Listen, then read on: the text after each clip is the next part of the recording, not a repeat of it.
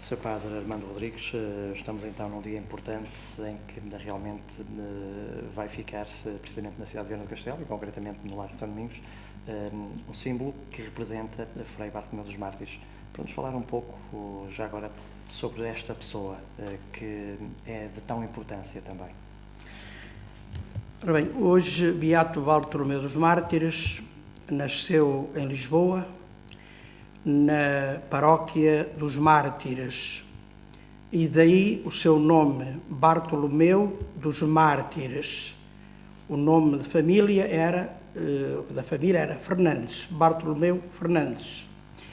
Ele quis acrescentar dos Mártires para homenagear o seu batismo, a terra onde foi batizado, paróquia dos Mártires. Foi um grande estudioso, formou-se em Salamanca, foi um grande mestre nas escolas daquele tempo, nos conventos dominicanos em Lisboa, em Évora e depois mais tarde no Mosteiro da Batalha. Foi preceptor do Dom António Prior do Crato, herdeiro legítimo da coroa, portanto. E quando ele estava no Mosteiro da Batalha como professor, foi convidado para ser arcebispo de Braga. E ele, que era profundamente humilde, não queria aceitar esse munus, porque julgava-o um munus assim de muita importância aos olhos do mundo. E ele preferia viver sempre com o seu hábito de dominicano. Não queria usar vestes pomposas de bispo. De modo que foi um grande arcebispo de Braga. E a Arquidiocese de Braga, nesse tempo, abrangia todo o território que vai desde o Alto Minho até ao Nordeste transmontano. As dioceses de Viana, de Braga, de Bragança e Miranda pertenciam, naquele tempo, à mesma arquidiocese. Era a Arquidiocese de Braga, depois é que se desmembraram. Ele, além de um grande bispo, um homem sempre atento aos pobres, aos humildes, aos carenciados, que os havia e muitos naquele tempo. Como disse o saudoso Papa João Paulo II, muitas vezes viveu muito pobremente, vestia muito pobremente, uma alimentação muito pobre, para ter alguma coisa para dar aos pobres. Quando se realizou o Concílio de Trento, ele foi um dos maiores luminares do concílio. Era chamado o Bracaense, porque era uma figura destacada entre todos os bispos e arcebispos e cardeais da Igreja. Há até decretos que são propriamente da sua autoria. Terminado o Concílio de Trento, ele veio de novo para Braga e já estava a ser construído este convento de São Domingos, e ele mandou construir para ser uma escola de formação teológica e de ciências humanas, sobretudo para os ministros da Igreja, para os padres, porque naquele tempo não havia escolas para formar os sacerdotes e muitos deles eram bastante ignorantes, não apenas no tocante às letras humanas, como também no tocante à teologia. Um dos votos do Concílio de Trento foi criar os seminários para formar os futuros pastores, e ele criou o Seminário de Braga, que ficou com o nome que ainda hoje tem, o Seminário Conciliar. Ele percorreu toda esta vasta arquidiocese mais que uma vez, no meio de transporte daquele tempo, que era uma mula. E é por isso que a mula vai também figurar no monumento que lhe vai ser dedicado, se Deus quiser, no próximo sábado, a expensas da Câmara Municipal de Viana do Castelo. Vivia-se tempos muito difíceis, eram tempos de Inquisição. Ele tinha, como todas as pessoas muito importantes, tinha os seus adversários, e os seus adversários procuraram vencê-lo acusando-o de herege. Porque realmente a doutrina que ele pregava era uma doutrina nova. Não era nova, era renovada. Era o cristianismo para ser vivido com mais autenticidade. Mas por causa das reformas que ele empreendeu, chamaram-lhe herege, em tempos de Inquisição. E ele começou a pensar que desta maneira já não tinha mais espaço pastoral para poder continuar a ser bispo. E foi então que ele pediu a resignação. Chamou em seu auxílio grandes figuras da nação portuguesa para intercederem junto do Papa, para que o Papa aceitasse a sua resignação. E resignou quando era ainda, digamos, um homem muito válido, embora ele se considerasse já muito doente e muito cansado, mas de facto era um homem ainda muito válido, tinha 61 anos, e de modo que aceita a sua resignação. Ele veio então para este convento de Viana do Castelo, que ele tinha dedicado à Santa Cruz de Viana da Foz do Lima, e então aqui viveu os últimos quase 9 anos, andando por aí assim, a pregar, correu várias freguesias aqui desta zona de Viana, a pregar e repartindo com os carenciados tudo aquilo que ele tinha. Ele tinha algumas rendas que lhe eram devidas e que ele aproveitava, portanto, para os pobres. Dele se contam inúmeras maravilhas, umas serão verdadeiras, outras serão simples lendas, porque eu costumo dizer que as lendas são as auréolas da história. E, portanto, na vida dele haverá também muitas lendas, mas também há realmente muita história, muita verdade, e de facto ele tinha um grande poder de intercessão junto de Deus, e ele estava sempre ao lado dos doentes, ele rezava pelos doentes, ele muitas vezes fez curas mesmo de doentes. Há muitos fiéis que realmente depositam a sua fé, a sua crença no Frei Bartolomeu dos Mártires. É realmente, e há testemunhos também de factos de pessoas que encontraram ali a sua graça e provavelmente até outra forma, outra coragem para enfrentar as diversas dificuldades da vida. É importante, provavelmente também enriquece um pouco mais todo esse ciclo que já aqui descreveu por parte do Frei Bartolomeu dos Mártires. Exatamente. Ele realmente grossa de grande valia junto de Deus, como nós costumamos dizer. E ele fez um milagre que foi a razão da sua beatificação. O milagre ocorreu com uma menina de tenra idade, depois de ter sido vacinada.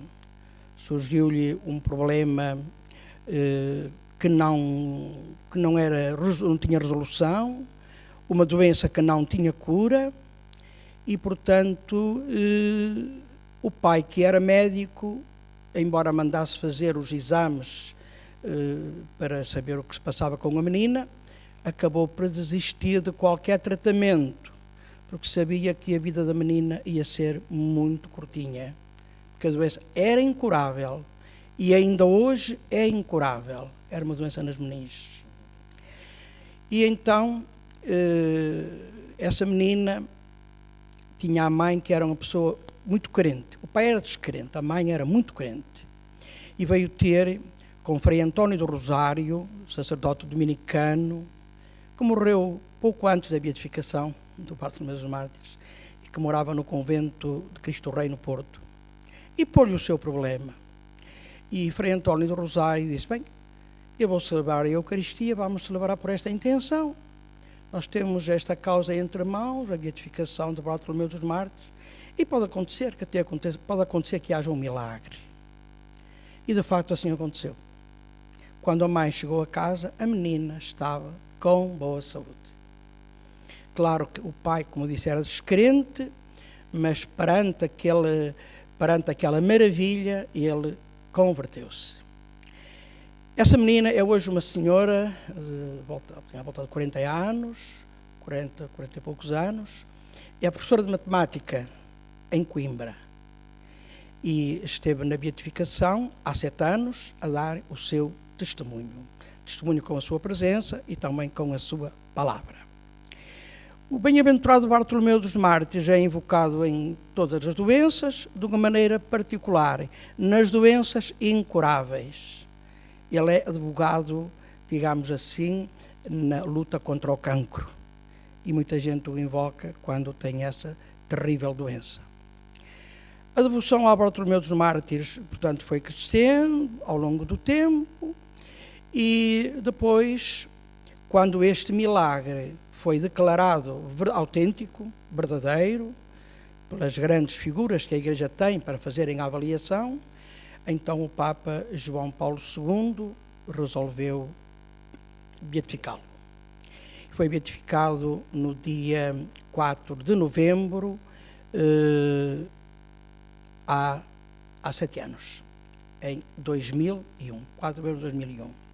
Dia da festa de São Carlos Borromeu, que foi bispo de Milão, também uma das grandes figuras do Concílio de Trento, amicíssimo um do outro, eram como irmãos. Ele também foi uma grande figura no Concílio de Trento. Depois da beatificação, muita gente vai passando por aqui, vai crescendo o número de pessoas que passam por aqui para obterem graças deste grande homem que mais de 400 anos depois de morrer é que teve as honras dos altares. Foi uma luta, mas que realmente satisfatória perante a Igreja, a beatificação de Frei Bartolomeu dos Mártires. Foi, sim, senhor. E isto, passados tantos anos, isto só prova que a Igreja não faz uma canonização ou uma beatificação de ânimo leve. Quer provas e provas muito, muito convictas, não é? Provas muito convincentes, queria dizer, para poder beatificar. A Igreja nunca tem pressa nas beatificações ou nas canonizações.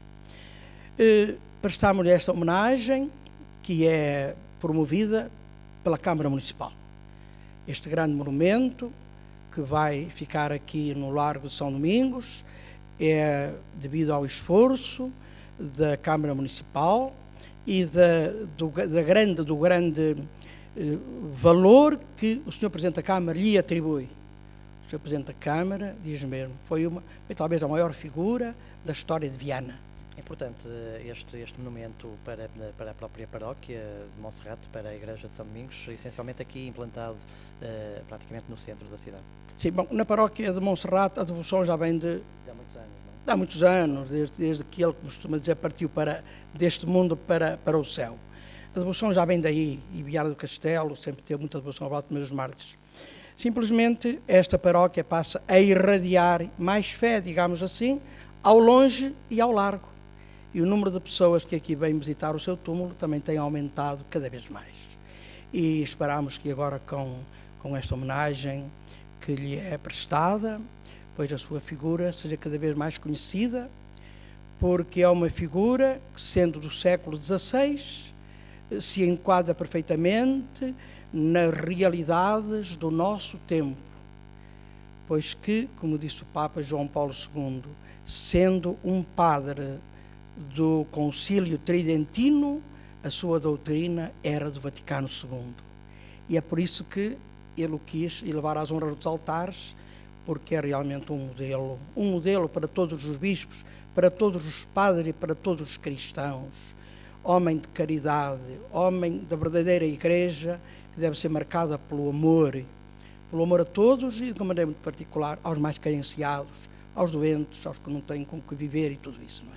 Sr. Padre Armando, uma última mensagem já agora para todas aquelas pessoas que, enfim, acreditem, que depositem a sua fé, a sua esperança, a sua crença também na Igreja, na ação católica, essencialmente no que Frei Bartolomeu dos Mártires pode realmente auxiliar e ajudar, como já aí proferiu nas suas palavras.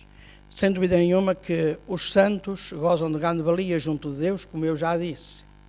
E a Igreja põe-nos diante de nós, como modelos. Não porque eles mendiguem ou precisem de honras humanas, não precisam de nada, porque eles têm tudo, nada lhes falta. Mas a Igreja apresenta-nos como modelos de imitação. E a melhor maneira que nós temos de honrar os santos é imitá-los. E o Beato Bartolomeu dos Mártires é uma figura que todos os cristãos devem copiar, ou todos aqueles que tenham qualquer outra crença ou não tenham crença nenhuma, porque eu acredito que o Bartolomeu dos Mártires amou toda a gente, com fé ou sem fé, da Igreja, pela Igreja ou contra a Igreja. Um amor que não tem limites, porque ele amou, como nós costumamos dizer, nas dimensões da cruz. Portanto, amor a Deus é a dimensão vertical e amor a todos é a direção vertical. Muito obrigado então, Sr. Padre Armando Rodrigues, para responder também a estas questões que realmente têm a ver com Frei Bartolomeu dos Mártires e também com a fé de todos aqueles que depositam de facto no Frei Bartolomeu dos Mártires essa esperança que realmente agora vê também a cidade de Viana do Castelo, concretamente o Largo de São Domingos, mesmo em frente à Igreja de São Domingos, esse monumento que honra então o Frei Bartolomeu dos Mártires.